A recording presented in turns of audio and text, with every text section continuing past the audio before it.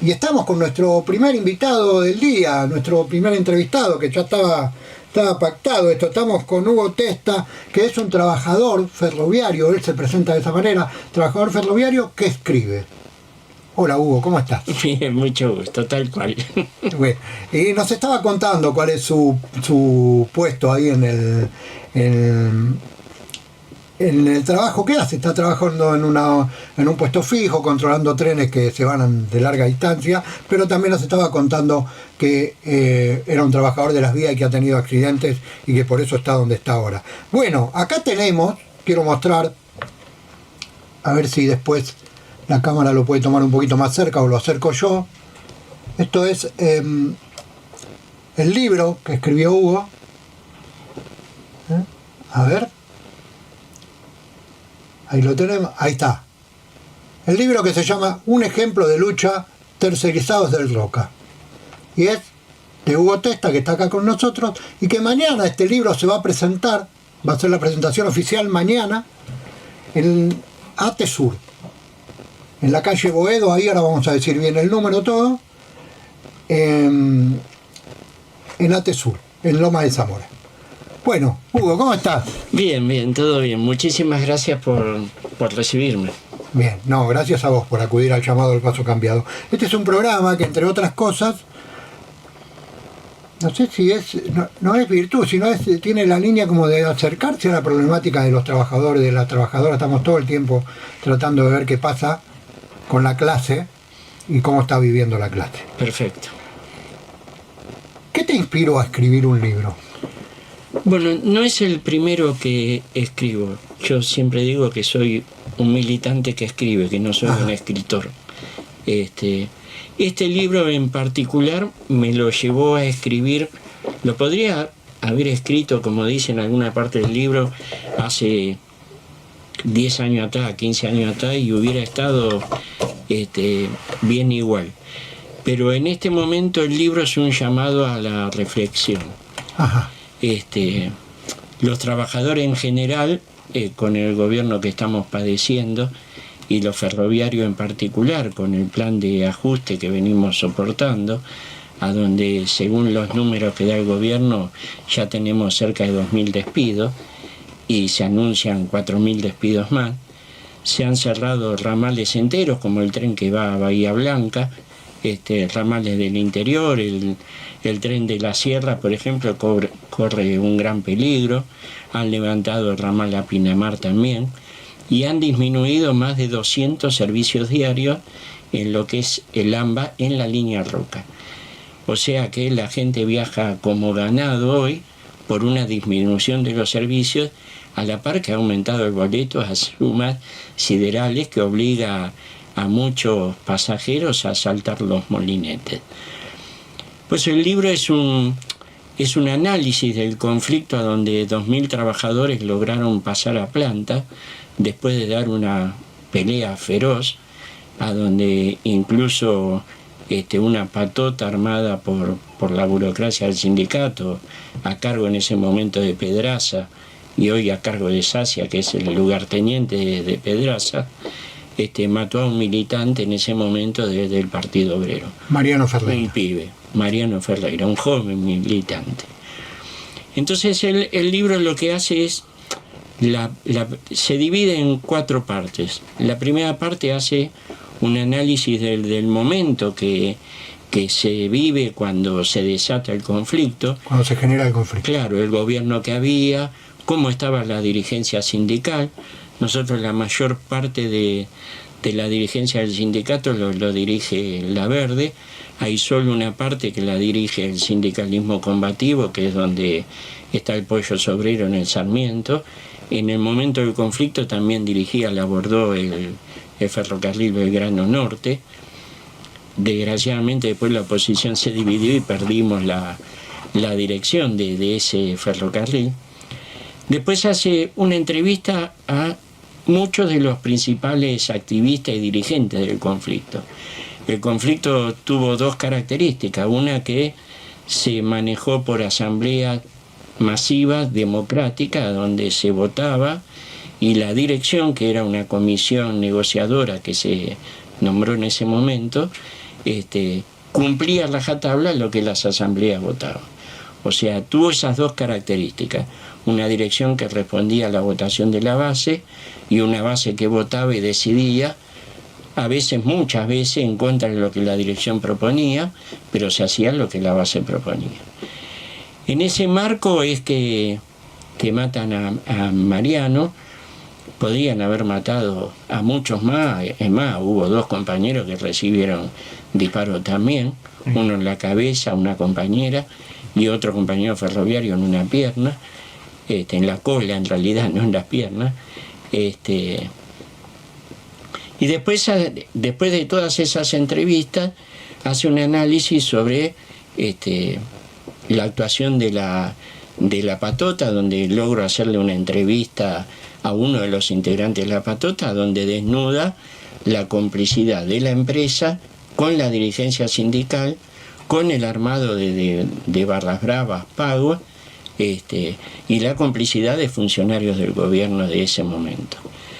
Y después está el análisis del rol que cumple toda la oposición en el conflicto, que más allá de ser grandes luchadores todos, tienen diferentes características. Y en la última parte están las conclusiones que yo hago del conflicto y el llamado a que en este momento enfrentamos otra serie de problemas, pero que tenemos que volver a ese modelo sindical, a la elección de ese tipo de dirigentes, que es lo que hacen muchos gremios, entre ellos lo que hace la seccional oeste, a donde está el Pollo Obrero. Claro. ¿Cuánto tiempo te llevó escribir el libro? 3 años. 3 años. Sí. La investigación, los reportajes, el armado de toda la historia. Y pulirlo. Sí, claro, por supuesto. Pulirlo. Claro. Y escuchame una cosa, y en algún momento del proceso de la escritura, porque el proceso de la escritura se va desarrollando, o la idea se va desarrollando en el mismo momento que hay conflicto, o ya estaba resuelto el conflicto, habían logrado entrar a planta cuando vos decidiste escribir el libro? No, el libro lo decidí escribir muchos años después. Muchos años después. Muchos años después, cuando ya el conflicto obviamente estaba resuelto, donde esas más de 2.000 familias tuvieron una posibilidad de una vida distinta. ¿En qué año empieza el conflicto y en qué año? En el 2010. ¿Y cuándo logran entrar a planta? El 1 de enero del 2011. ¿Un año entero? Menos de un año. El conflicto en realidad se fue gestando en las diferentes contratas donde bajaban. Había varios gremios en pugna, estaba la UOCRA, estaba la Unión Ferroviaria, estaba el Sindicato de Maestranza, y la UOCRA y la Unión Ferroviaria tenían sus patotas donde iban a apretar a los trabajadores, claro, para que no pelearan por el pase a planta, por una, claro, estabilidad laboral. Que en ese momento pasar a planta significaba ganar prácticamente el doble de lo que se ganaba. Que estaba ganando tercerizado. Exactamente, claro, y con otras condiciones de trabajo. ¿Y quedó gente afuera de los tercerizados o entraron todos? No, entraron todos. Entraron todos. La comisión y las asambleas se ocuparon de buscar, yo acompañé a muchos de ellos a barrios muy humildes a buscarlo uno por uno para compañeros que habían sido despedidos hacía mucho tiempo, que lograron ser reincorporados primero, porque la pelea se da, había un sector que es bueno nombrarlo, había un sector que pugnaba el todo o nada, o sea, no una negociación. Y en las peleas siempre hay una negociación, sí, de por medio. Entonces, el que no sabe negociar generalmente se queda sin nada. La comisión tuvo la habilidad de que las asambleas resolvieran y tuvo la habilidad de ir arrancando cosa por cosa. Entonces primero negoció la reincorporación de los compañeros que estaban despedidos, que no tenían para comer. Entonces lograron entrar a las tercerizadas nuevamente. Una vez que se logró la reincorporación, se logró la equiparación salarial, a donde se dio el caso, por ejemplo, de la cooperativa Unión Mercosur, los dueños eran la Unión Ferroviaria y funcionaba la oficina de la dirección en el 3er piso de la calle Independencia, donde está el sindicato de la Unión Ferroviaria. En esa negociación logró, como ellos decían, no, nosotros no somos dueños, una cooperativa, que después de muchos años le dieran la participación de las ganancias. O sea, tuvieron que abrir los libros, blanquear lo que pasaba, y cada trabajador de la cooperativa Unión Mercosur cobró una cantidad de dinero que antes no cobraba. Y se logró la equiparación salarial con los trabajadores de planta. El sector que iba al todo o nada decía, no, si le damos el aumento, si le damos la reincorporación, no van a querer seguir luchando. Y la comisión, los dirigentes, lo que decían era, no, al contrario, la lucha se va a fortalecer y van a pelear por más. Y así fue. Desgraciadamente, en el medio de todo eso, un sector desconoce lo que la Asamblea había votado y decide un corte de vía donde la patota asesina a Mariano Ferreira. Claro. Entonces eso subió la indignación de la gente, que ya venía indignada por los apretes, por la paliza que le daban a los activistas en las diferentes contratas, los diferentes gremios, ya te digo, tanto la Unión Ferroviaria como la UOCRA en ese momento tenían su patota donde amenazaban a la gente para no perder su negocio. Antes de pasarle la palabra a Claudito Gallo, tengo una pregunta más. Y sí, ya le paso la palabra a mi compañero, que seguramente tiene algunas preguntas para hacerte. Una pregunta doble, digamos. ¿En qué momento sentiste que del conflicto, o sintieron que ganaban la pulseada? ¿En qué momento sintieron eso? Y después te quiero preguntar si te sentiste perseguido por escribir el libro, si ya la gente ya lo conoce o no lo va a empezar a conocer ahora, si hay alguna repercusión en contra de tu pensamiento que te puede generar el libro. Son varias preguntas y te las voy a responder. Primero, el libro, y no es por melonearte, el primer libro que le entrego a alguien es a vos. O sea, el libro hasta mañana no sale. No lo tiene nadie y nadie sabe lo que dice. Bueno, muchas gracias por traerlo para nosotros. Al contrario, muchas gracias a ustedes por invitarme. Con respecto a la persecución, yo como soy parte de la oposición, soy de la Bordeaux, entré al ferrocarril peleando, nosotros venimos sufriendo una persecución desde hace añares. Han despedido compañeros nuestros que los hemos logrado reincorporar a través de la justicia. Hoy la ley está en litigio porque han modificado el artículo 66, a donde permite una indemnización mayor, pero no la reincorporación por persecución. Claro. O sea, persecución tenemos y tengo particularmente todos los días. El libro desnuda el carácter de la dirección de la empresa, que sigue siendo la misma. O sea, la empresa pasó de ser una empresa con capitales mixtos a ser diferentes empresas con capitales mixtos, a ser una empresa del Estado, ahora una empresa que es sociedad anónima, pero sin embargo la dirección de la empresa, a cargo de Pablo Díaz, que es el ahora gerente de recursos humanos, sigue siendo la misma.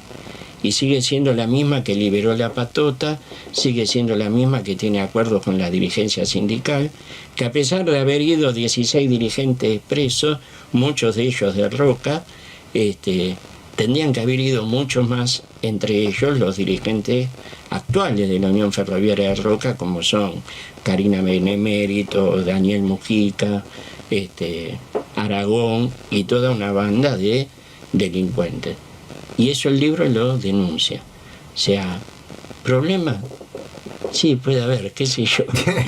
El tema es que la gente tome el mensaje del libro, que los compañeros tomen el mensaje del libro, que es, nos tenemos que organizar para defendernos, porque hay un ataque brutal sobre nuestro salario, hay una persecución a todos los trabajadores, porque hay un ataque a las conquistas laborales que hemos conseguido en más de 100 años de lucha.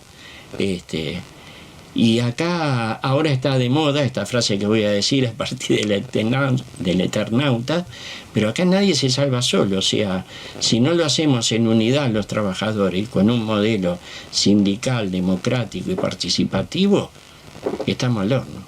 Y esta dirigencia sindical es socia de este plan de ajuste, del Fondo Sí, claro. Monetario, del pago de la deuda, etcétera. Pero no de etcétera. ahora, ¿no? Viene siendo Por eso digo que es la misma dirigencia sindical. Cuando ganó Sacia, después de que Pedraza fuera preso, Sacia subió con el eslogan "Somos la Nueva Verde". No, Sacia venía de ser gerente de recursos humanos de Belgrano Carga, Claro. sigue siendo el mismo matón, el mismo delincuente, el mismo socio de los diferentes gobiernos de turno que hemos tenido. Gallito, es todo Bueno, suyo. lo primero que quiero decirte es felicitaciones. Gracias. Por haber sacado el libro, por ser un compañero luchador de la sección combativa de los ferroviarios. Yo me estaba acordando de la huelga ferroviaria del 91, Sí, cuando Menem decía ramal que para, ramal que cierra. Y todo ese enorme despliegue de los compañeros ferroviarios, negándose a sacar los trenes, parando los trenes de los carneros, etcétera, etcétera.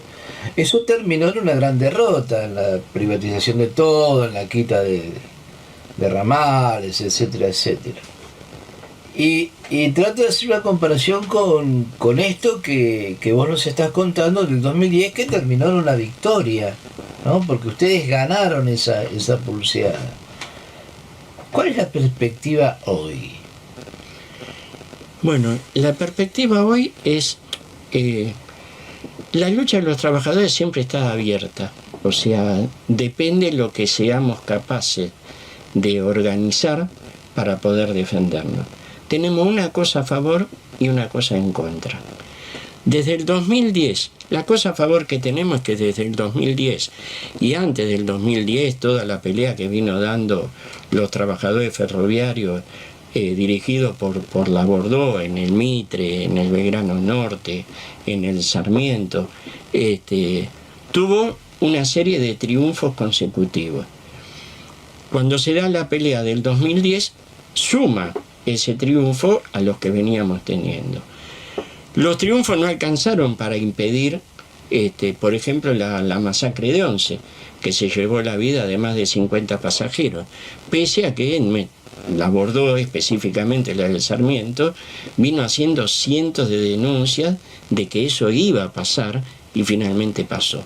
Lo mismo venimos haciendo ahora nosotros y el resto de los compañeros, lo del Sarmiento, lo del Mitre, lo del Belgrano Norte, etcétera, lo del Belgrano Sur con la lista marrón.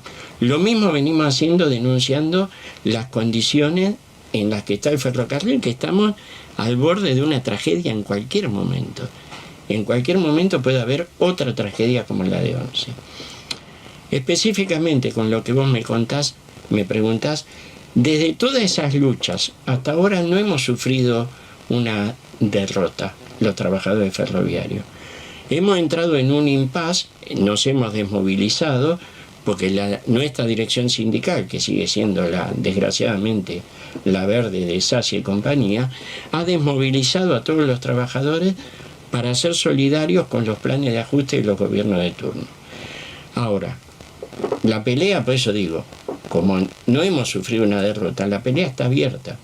Si somos capaces de organizar, que es lo que venimos tratando, que es lo que viene tratando fundamentalmente el Pollo y los compañeros de la Bordeaux del Sarmiento, incluso con sus agrupaciones, con la agrupación A Luchar, que ahora va a ser un plenario justamente en el predio de ATE el 10 de junio, llamando a todos los trabajadores, a todos los luchadores de los diferentes gremios a organizarnos, porque esta pelea no se da individualmente, no es una pelea que podamos ganar, que no, yo soy el más importante y la voy a ganar, no es así. Esta pelea la podemos ganar en unidad, tenemos todas las posibilidades de ganarla, porque ya te digo, no venimos de una derrota, tenemos todas las posibilidades de ganarla, pero tenemos que imponer un modelo sindical democrático, participativo y con una conducción que responda a lo que dice la base. Ahora, en el marco de un gobierno que caratula como zurdo de mierda o cosas parecidas a todo aquel que piensa distinto, que obra distinto y que quiere cosas distintas a las que quiere este gobierno, y que ejerce sistemáticamente una violencia atroz desde lo discursivo y desde lo práctico también. ¿Vos cómo ves la posibilidad de superar esa violencia? Porque yo pienso, a ver, quiero ser claro en lo que te voy a preguntar. Si a los jubilados los cagan a palo todos los miércoles, ¿no? ¿Cómo enfrentar esa violencia? ¿Cómo la clase obrera puede enfrentar a esa violencia? Bueno, a los jubilados no los cagan a palo todos los miércoles, porque los miércoles que las marchas son masivas, Sí, que la sí. CGT convoca, que son cientos y cientos en la calle, no los cagan a palo. Sí. O sea, el gobierno no come vidrio. Lo que tenemos que lograr es que las marchas sean masivas. Ese es uno de los temas. El otro de los temas es que nos tenemos que preparar para conflictos largos. No es que vamos a ir y cortar una calle, como se podía hacer en el 2003, 2004, 2005, después del argentinazo, y conseguir tal o cual reivindicación, sino que las peleas a las que nos tenemos que preparar son peleas largas, porque el gobierno está duro y porque toda la oposición patronal acompaña las medidas del gobierno. Un gobierno que tiene 30, 40 diputados y que viene aprobando leyes como las leyes que viene aprobando, el pago de la deuda, el endeudamiento, etcétera, la reforma previsional, etcétera, con menos de la tercera parte de los diputados que necesita. Bueno, hay una complicidad del resto de los partidos patronales. Poner el nombre que quiera. Ahora, nosotros estamos en vísperas del Cordobazo, de un aniversario más del Cordobazo. Sí. ¿Qué reflexión te merece eso? Bueno, el Cordobazo fue... Yo soy, como muchos de mi generación, somos hijos de ese proceso del Cordobazo. Es un proceso diferente al que se está viviendo ahora. La reflexión que me permite el Cordobazo, en primer lugar, que cuando yo era chico, cuando escuché el discurso de Onganía en una radio, en un televisor Dumont que había en mi casa, viejo, blanco y negro, a donde Onganía decía: yo voy a estar 20 años, y a los pocos meses se tuvo que ir con el culo entre las manos, perdón. Sí, está bien, está bien. Y los trabajadores cordobeses salieron a la calle con nada y sitiaron 2 días la ciudad de Córdoba. El ejército, que era tan poderoso, se tuvo que guardar. O sea, cuando los trabajadores salen a luchar, no hay nada que nos detenga. No hay nada. Acá no se trata de que porque matan a uno se gana un conflicto, porque la dictadura militar mató a 30.000 y la dictadura se fue cuando hubo una revolución en el 82 que lo puteaba a Galtieri y se tuvieron que ir como rata por tirante. O sea, acá las peleas se ganan cuando la gente lucha con un modelo diferente, con dirigentes nuevos. Lo que necesitamos son dirigentes nuevos, no esta manga de dirigentes traidores, dirigentes, muchos de ellos que son empresarios de los 90, que son dueños de ramales ferroviarios, que son dueños de transportadoras de energía, que son dueños de empresas de colectivos, de camiones. O sea, Fernández, por ejemplo, de la UTA, el interés que tiene es su empresa de colectivos, no son los trabajadores. Claro, claro. Ahora, los trabajadores hicieron una asamblea y hasta su misma base de la burocracia lo puteaba diciéndole: muchachos, déjense de joder, pongan los huevos al plato. Yo creo que la pelea está abierta, que tenemos grandes posibilidades. Lo que tenemos que lograr es esa unidad. Desde la Bordeaux, desde el partido en el que milito, estamos tratando de lograr esa unidad. ¿Es fácil? No, no es fácil, pero bueno, la realidad nos va a ayudar porque va a empujar a muchos sectores a estar obligados a defenderse. ¿Puedo hacer una pregunta? Como no, Vilacua, todas las que quieras. ¿Se puede hacer, Hugo, se puede hacer sindicalismo sin caer en la burocracia? Por supuesto, con otro modelo sindical. Yo he estado muchas veces, por eso te digo, el proceso de las tercerizadas lo viví todo. Porque a mí me pasa, ¿sabes lo que me pasa? de hacer entrevistas. Yo, la verdad, que pertenezco a la clase trabajadora, pero he trabajado muy poco bajo relación de dependencia, o sea que nunca estuve amparado por ningún sindicato. Sí. Pero este ejercicio del periodismo me dio la posibilidad de conocer mucha gente y de entrevistar, así como vos hiciste con el libro. Y nosotros nos hemos dado cuenta acá en el programa de radio que los sindicatos generalmente cuidan su quintita, digamos. ¿No? Por ejemplo, acá los trabajadores del subte, ellos mismos te lo dicen, nosotros no tenemos problema con el sueldo.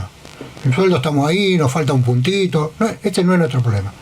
Nuestro problema es el afecto, los compañeros que se nos mueren. Entonces, ellos tienen su pelea centrada en eso, ¿no? Por supuesto que la tienen en los sueldos. Pero después no salen a pelear por otros compañeros trabajadores de la clase que, digo, ¿no? Bueno, ese es el desafío que tenemos. Los trabajadores del subte no pueden dar la pelea solo contra los avances, contra los ataques de la patronal y de los gobiernos. No, es imposible que den una pelea solo. Tampoco le pueden dar la pelea solo los del SUGNA, tampoco le podemos dar la pelea solo a los ferroviarios. Acá lo que necesitamos es una nueva dirección sindical. Ahora vamos a decir, ¿puede haber una nueva dirección sindical sin que sea burocrática? Sí, depende del modelo sindical que vos lleves. El pollo obrero en el Sarmiento hace 20 años que está. Y anda al Sarmiento a ver si el pollo o la Bordeaux hacen lo que ellos quieren, que no se vote en la asamblea. No, llevan adelante las resoluciones de la asamblea, discuten en la asamblea. Yo he estado en muchas asambleas a donde la gente le vota en contra de lo que el pollo o los compañeros de la Bordeaux proponen. Ahora, ¿qué medidas llevan adelante el pollo y lo que el resto de la Bordeaux? Lo que la gente votó.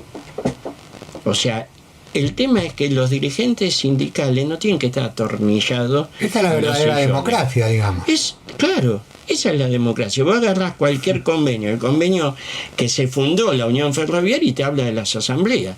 Vos vas hoy y le pedís asamblea a la dirección de la Verde, a Sacia, que dirige el sindicato, y te dice, no, asamblea es de zurdos. No, asamblea, ¿cómo se forman los sindicatos? Claro. Todos los sindicatos, vos volvés a andar a los convenios colectivos originales, a los actas de fundación, y todos te hablan de las asambleas, porque es el modelo sindical con el que nos tenemos que manejar. Sí, Gallito, por favor. No, yo cuando vos decías esto me acordaba de... Yo no soy peronista, pero algunas cosas del viejo peronismo me gustan, ¿no? Me acuerdo cuando Eva decía, con los dirigentes a la cabeza, con la cabeza de los dirigentes, ¿no? Y me parece que, no sé, no quiero poner en tu boca cosas que digo yo, me parece que lo estás diciendo más o menos lo mismo. Es que es así, los dirigentes tienen que ser revocables y tienen que responder a lo que la base decida. El problema es que hay una ley de asociaciones profesionales, hay convenios que homologan, estatutos que homologa el Ministerio de Trabajo y demás, que son totalmente contrarios a lo que es la democracia sindical. Nosotros, por ejemplo, ferroviario, hace unos años acá cerró Ferrobaire, despidió a casi 2.000 trabajadores, cerraron el ramal de Sierra La Ventana, cerraron un montón de ramales de la provincia de Buenos Aires que cubría la empresa Ferrobaire. Juntamos el 20% de la firma, un petitorio a la directiva de la Unión Ferroviaria, que es lo que dice nuestro estatuto, que si nosotros por el motivo que sea queremos llamar a una asamblea que no llama a la directiva, con el 20% de la firma de la base nos tienen que otorgar las asambleas. Bueno, viajamos por toda la provincia de Buenos Aires, conseguimos el 20% de la firma y más, vamos a la Unión Ferroviaria, apretamos al administrador, porque ni siquiera el secretario general, Muñoz, que es el secretario general de la seccional sur, le presentamos la firma, lo apretamos con toda la gente ahí, nos tienen que dar la asamblea. Llama a la directiva, que es Karina Benemérito, y nos dice, bueno, está bien, tienen razón, la asamblea la vamos a dar el martes. Cuando vamos el martes estaba con cadena y candado la Unión Ferroviaria cerrada, policía particular adentro y un cartel que decía estamos de vacaciones. Claro. Es para llorar, no es para reírse. No, es para cagarlo a trompada hablando mal y pronto, no es para llorar, pero bueno, y los trabajadores quedaron afuera. 1.400 familias, perdimos ramales, pueblos que quedaron, más de 100 pueblos desaparecieron, sumado a los pueblos que habían desaparecido antes, como ahora ramal La Bahía Blanca. Nadie se pregunta cuántos pueblos quedan incomunicados, Sí, claro. cuánta gente tiene que dejar de estudiar, tiene que dejar de ir a un hospital, porque anda a Hinojo a ver si tiene un hospital. Claro. Sí, claro. Y aparte, ¿no? Pensándolo brutamente, solamente brutamente, es retroceder y asumir la pobreza, digamos, es condenar a la pobreza. Yo, mira, cuando el gobierno asumió y Milei dijo, nosotros queremos volver a la Argentina de 100 años para atrás, y cada vez que cuento esto, trato de evitar de no llorar porque se me vienen las lágrimas a los ojos. Me acuerdo 100 años atrás, mi mamá nació en 1920, o sea que 100 años para atrás es más o menos cuando mi mamá era chica. Y cuando mi mamá era chica eran 10 hermanos, mi abuelo era ferroviario. Italianos vinieron de polizón en un barco escapado del hambre que había en ese momento en Europa. Tenía 10 hijos, o sea, yo tenía 9 tíos y mi vieja. De los 10 hijos, 5 iban a la escuela a la mañana y 5 iban a la escuela a la tarde. ¿Por qué iban 5 y 5? Porque no tenían zapato y guardapolvo para los días. Entonces, si había un churrasco, lo comía mi abuelo, porque era el que tenía que ir a laburar al otro día y garantizar la comida al otro día para su familia. Entonces, esa es la Argentina de hace 100 años para atrás, una Argentina de hambre, de miseria, de falta de derechos laborales, de matanza, de la Semana Trágica, de la Patagonia Rebelde, sí, claro, de todo lo que vos le puedas sumar. O sea, tenemos que enfrentar este gobierno. Este es el tipo de gobierno con el que lo tenemos que enfrentar en unidad de los que luchan, de los que quieren luchar y de los que respeten un modelo sindical diferente, a donde la base decida y los dirigentes cumplan. Una última pregunta de mi parte, hermano. ¿Vos crees en el castigo? En el castigo, a ver, quiero ser claro, porque a veces no me explico bien en lo que pregunto. Hay gente que te dice, bueno, tenemos que pelear contra este gobierno, tenemos que ir a elecciones en el 27, que venga otro gobierno que sea distinto, pero la experiencia es que acá vienen, hacen popó, se van, y la popó queda y ellos como si nada, ¿no? O sea, De la Rúa asesinó 39 compañeros cuando se fue en el 2001, jamás fue preso. Duhalde reprimió un puente de Pueyrredón, Cotequi Santillán jamás fue preso, y así, ¿no? Bueno, hay muchos otros que sí fueron presos. Sí. Depende la lucha que se dé. El problema es que cada gobierno que viene, y vamos a hablar de los últimos 50 años que se van a cumplir el año que viene, son 50 años del golpe militar del 76. A partir del golpe militar del 76 se generó una deuda externa fraudulenta, impagable, ilegítima, usurera. O sea, la plata... Yo ayer escuchaba que Argentina es uno de los 3 países del mundo que más le debe al Fondo Monetario, ¿no? El que más le debe, el segundo, el primero es Ucrania. Ahora, Ucrania le debe, hizo una guerra, gastó en misiles, gastó más bien, es otra discusión. Lo que voy es que tiene un país destruido, una guerra, un montón de muertos y tiene una cantidad de deuda enorme. Nosotros no hemos hecho nada con la plata de la deuda. La plata de la deuda y estos 20.000 millones que entran ahora va para la timba financiera. Este caputo es cambiarle el nombre del 76 hasta acá, ponerle la SEME, porque es Martínez de O, es Menem, es Macri, y ahora es Milei. O sea, son todos. Ahora, los otros gobiernos que hubo en el medio, peronistas, y no quiero hablar del tema partidario, sino del tema político. Todos los gobiernos que hubo en el medio incrementaron o pagaron una deuda que no se tiene que pagar. Hubo Una persona que fue Guillermo Olmos, que hizo una investigación, Sí, lo conozco. demostró que la deuda era ilegítima, el hijo terminó la investigación porque el padre se murió en el camino. Hubo un juez Ballestero que dijo, esta deuda no hay que pagarla. Ningún gobierno cumplió con la orden de un juez federal, que es Ballestero, que dijo, esta deuda no hay que pagarla porque es ilegítima, es fraudulenta. Olmos demostró de que esta deuda se generó en base a papeles. Nos hicimos cargo de deuda de empresa privada como las de Macri. Ni siquiera auditarla. No, nada. Ni siquiera investigarla. Nada. Claro. Hugo, ¿qué esperas que pase con el libro? Y yo lo que espero es que sea un llamado a la reflexión. O sea, vos te imaginás, el libro es un esfuerzo económico enorme, sí. enorme para un trabajador, para un grupo de trabajadores que somos los que afrontamos el costo, la Sí. diagramación, la impresión, etcétera, del libro.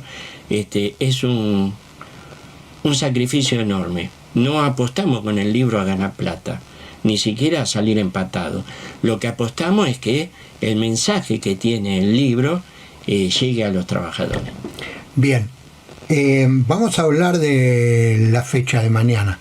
Sí, Esto es, la presentación es mañana en ATESUR, Boedo, ¿te acordás? 120. Boedo 120 de Loma de Zamora, ahí Sí. a metros de la estación, Sí, a 150 metros de la estación de Loma de Zamora. que es un lugar para los ferroviarios de Roca, es emblemático porque las asambleas se hicieron Se hicieron ahí. en la sede de ATESUR. ATESUR. Y los compañeros de ATESUR nuevamente abren sus brazos solidariamente para brindarnos la posibilidad de presentar este libro ahí. Bueno, ¿y a qué hora va a ser?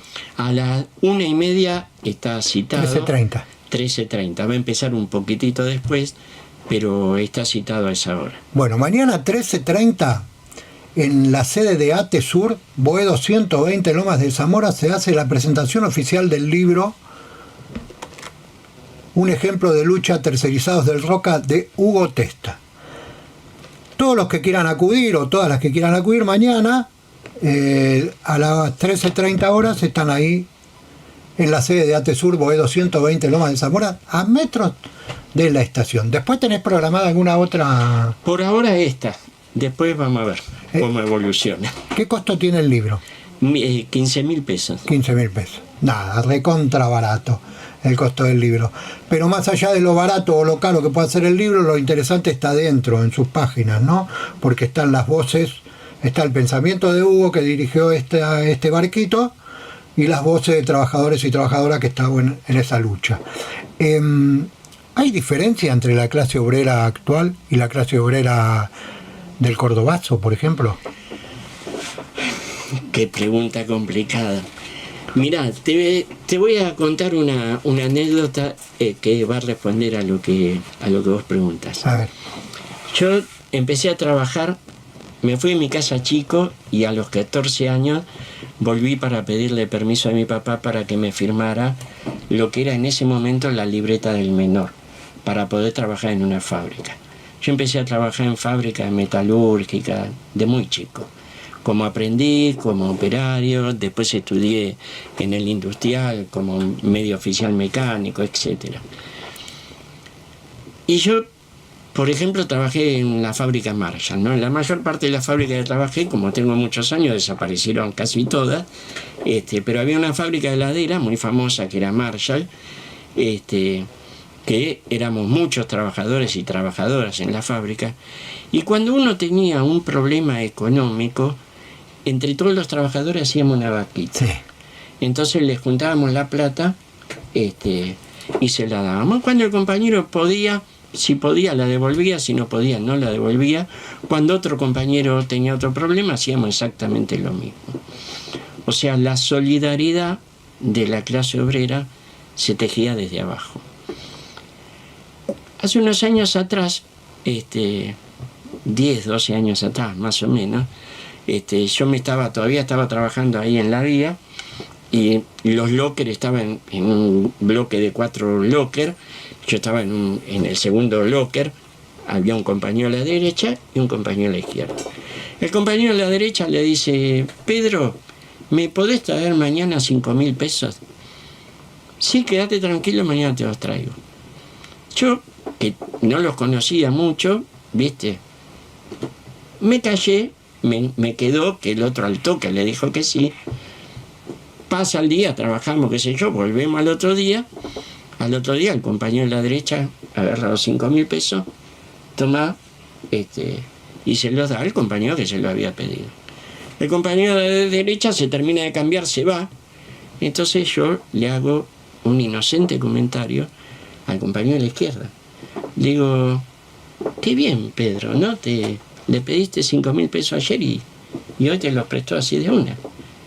Qué bien, me cobra el 30%. ¿Cómo te cobra el 30%? Sí, acá te prestan plata, 30% hasta el día del cobro.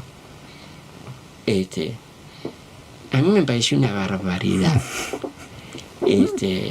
Bueno, desde los 90 a esta parte, todos los gobiernos de turno han tinelizado a la población. Este término que es mío solamente, ¿no? Digo que han tinelizado porque Tinelli lo que lograba en sus programas era el me salvo yo, o sea, el individualismo. Del menemismo para acá ha entrado esa dosis de individualismo en toda la población.